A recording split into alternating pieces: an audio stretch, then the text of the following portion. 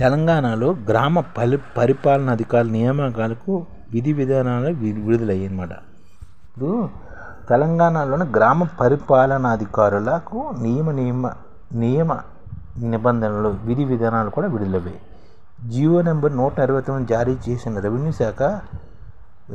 శాఖలో చేరేందుకు అప్లికేషన్ ఇచ్చేవారే అర్హులని చెబుతుంది. శ్రీమించిన తర్వాత ఎంపిక ఉంటుందని, గతంలో రెవెన్యూలో ఉన్న సీనియారిటీ ఇవ్వకూడదని స్పష్టం చేసిందన్నమాట. అంటే పరీక్ష తప్పదన్నమాట, వీళ్ళకి సీనియారిటీ కూడా రాదు. ఎప్పుడెప్పుడు ఎదురు చూస్తున్న గ్రామ పరిపాలనాధికారులు అంటే జీపీఓలు పోస్టులకు భర్తీలో మరో ముందడుగు పడింది. క్షేత్రస్థాయిలో రెవెన్యూ వ్యవస్థను బలోపేతం చేసేందుకు గ్రామ స్థాయిలో భర్తీ చేయనున్న ఈ పోస్టుల ఎంపిక ప్రక్రియకు సంబంధించిన విధి విధానాలు ప్రభుత్వం విడుదల చేసిందన్నమాట. అంటే గ్రామ పాలనాధికారులు అనమాట, జీపీఓ పోస్టులు అనమాట. ఇవి అంటే గ్రామంలోనే రెవెన్యూ వ్యవస్థను బలోపేతం చేయడానికి ఈ పోస్టులు విడుదల చేస్తారు అనమాట. ఈ మేరకు రెవెన్యూ శాఖ ముఖ్య కార్యదర్శి నవీన్ మిత్తలు జీవో నెంబర్ 129 విడుదల చేశారు. ఈ జీవో ప్రకారం గతంలో గ్రామ రెవెన్యూ అధికారి అంటే వీఆర్ఓగా, గ్రామ రెవెన్యూ సహాయకులు అంటే వీఆర్ఏగా పనిచేసేవారే శాఖలోని వెళ్ళిన వాళ్ళు మళ్ళీ రెవెన్యూ శాఖలకు వచ్చేందుకు, అంటే గతంలో వీఆర్ఓ కింద వీఆర్ఏగా పనిచేసిన వారు అంటే వీఆర్కి అసిస్టెంట్గా పనిచేసిన వారు వేరే శాఖలకు వెళ్ళిన వాళ్ళు మళ్ళీ రెవెన్యూ శాఖలు వచ్చేందుకు ఆప్షన్లు ఇచ్చిన వారికి మాత్రమే పోస్టింగ్ ఎంపిక చేస్తారన్నమాట. వీరికి కూడా స్క్రీనింగ్ టెస్ట్ నిర్వహిస్తారు. పరీక్ష వద్దని తమను నేరుగా మళ్ళీ రెవెన్యూలో తీసుకోవాలని పూర్వ వీఆర్ఓలు వీఆర్ఏలు కూడా అభ్యర్థులను ప్రభుత్వం పరిగణలో తీసుకోకుండా పరీక్ష నిర్వహణ వైపు మొగ్గు చూపింది. అలాగే మళ్ళీ రెవెన్యూలోకి వస్తున్న మాత్రాన గతంలో రెవెన్యూ శాఖలో పనిచేసిన కామన్ సీనియారిటీ వర్తించదని, సర్వీస్ మళ్ళీ మొదటి నుంచి ప్రారంభం కావాల్సి ఉంటుందని జీవోలు స్పష్టంగా చేశారు. ఈ నిబంధనలపై వీఆర్ఓ సంఘాలు అసంతృప్తి వ్యక్తం చేస్తున్నాయన్నమాట. ఎవరు అర్హులు, ఎవరు అర్హత ఏమిటి చూస్తారు.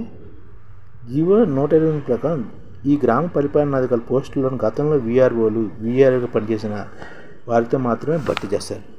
గతంలో వీఆర్ఓలుగా పనిచేసి ఇతర శాఖలో విలీనమైన వారు వీఆర్ఏలుగా పనిచేస్తూ ఇతర శాఖల్లో రికార్డ్ జూనియర్ అసిస్టెంట్గా నియమితులైన వారికి అర్హత ఆధారంగా ఈ పోస్టులో నియమిస్తారన్నమాట. అర్హతలు ఏంటంటే గుర్తింపు పొందిన విశ్వవిద్యాలయం నుంచి డిగ్రీ ఉండి మళ్ళీ రెవెన్యూ శాఖలు వచ్చేందుకు ఆప్షన్ ఇచ్చిన వీఆర్ఓలు వీఆర్ఏలకు ఈ పోస్టులు అర్హులు. అదేవిధంగా ఇంటర్మీడియట్ పూర్తి చేసి ఉంటే వీఆర్ఓలుగా 5 ఏళ్ళు పనిచేసి ఉండాలి, లేదంటే వీఆర్ఏతో పాటు ఇతర శాఖలు నియమితులై 5 ఏళ్ళు పూర్తి అయి ఉండాలన్నమాట.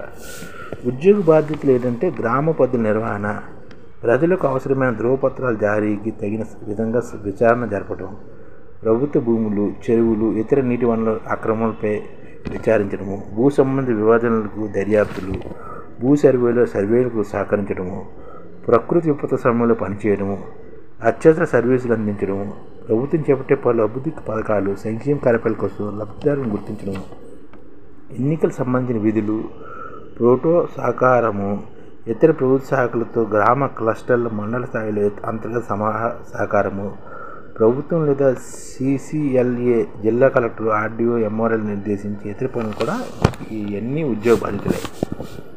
దరఖాస్తు ఎంపిక ఎలాగంటే దరఖాస్తుదారులకు స్క్రీనింగ్ టెస్ట్ నిర్వహిస్తారన్నమాట. రెవెన్యూ వ్యవస్థపై దరఖాస్తుదారులకు ఉన్న అవగాహనను పట్టును అంచనా వేసే విధంగా ఈ పరీక్ష ఉంటుందన్నమాట. ఈ గ్రామ పరిపాలనాధికారులు ఎంపిక చేసే వారికి వివిధ జిల్లాలను నియమించే అధికారము భూ పరిపాలన ప్రధాన కమిషనర్ లేదా అధికారికి ఉంటుందన్నమాట.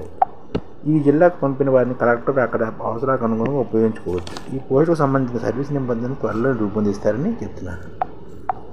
అలాగే తప్పులు తడక జీవో ఉందని అంగీకరించలేమని చెప్తున్నారు.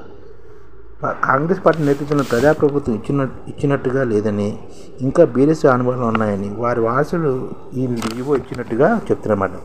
సీనియర్ కలపబోమని పరీక్ష రాసిన తర్వాత మళ్ళీ రెవెన్యూ శాఖలకు రావాలని ఈ జీవోతో చెప్తున్నారు. మళ్ళీ పరీక్ష అంటే ఆత్మగౌరవం దెబ్బతిన్నట్లని, సీనియారిటీ ఇవ్వడం లేదంటే మా శ్రమకు గుర్తింపు ఇవ్వలేనట్లని, అసలు జీవోలోనే ఎన్నో తలుపులు ఉన్నాయని, ఈ జీవోను మేము అంగీకరించబోమని, కామన్ సీనియారిటీ ఇచ్చి ఎలాంటి పరీక్షలు లేకుండా పూర్వ వీఆర్ఓలు వీఆర్ఏలు మళ్ళీ రెవెన్యూ వ్యవస్థలో తీసుకోవాలని, లేని పక్షం ఉద్యమబాట తప్పదని ఈ వీఆర్ఓల జేఏసీ చైర్మన్ చెప్తున్నారు అన్నమాట.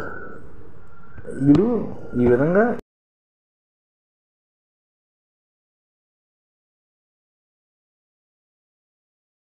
ఈ ఛానల్ ముఖ్య ఉద్దేశం ఏంటంటే మన తెలుగు రాష్ట్రాల్లో 1 కోటి మందికి సంఘటిత రంగాల్లో ఏ విధంగా ఉద్యోగాలు ఇవ్వవచ్చు, కనీస నెల జీతం 30,000 వరకు ఏ విధంగా ఇవ్వవచ్చు, ఏ విధంగా చేస్తే ఉద్యోగాలు సృష్టించబడతాయో వివరిస్తూ ఈ ఛానల్ వీడియోలు వస్తాయి. అలాంటి వీడియోలు మీకు కావాలంటే మన ఐడిఎఫ్ భాస్కర్ ఛానల్ని సబ్స్క్రైబ్ చేసుకోండి. ఐడిఎఫ్ అంటే ఇండియన్ డెవలప్మెంట్ ఫోర్స్. ఈ వీడియోలు చూసిన తర్వాత మీకు నచ్చితే లైక్ చేయండి, మీ ఫ్యామిలీ మెంబర్స్కి షేర్ చేయండి మరియు మీ ఫ్రెండ్స్కి షేర్ చేయండి. Thank you. నమస్కారం.